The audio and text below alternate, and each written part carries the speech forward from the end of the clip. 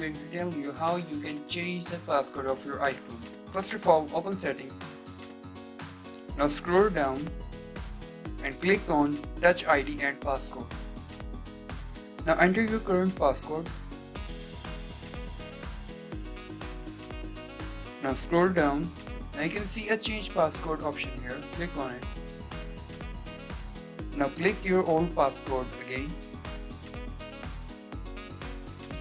Now you can change your new passcode. You can also change the passcode options here.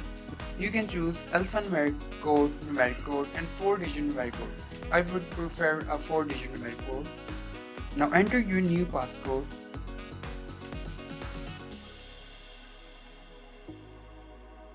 Now verify your new passcode. If you like this video, then subscribe the channel and hit the bell icon to get more updates. Thank you.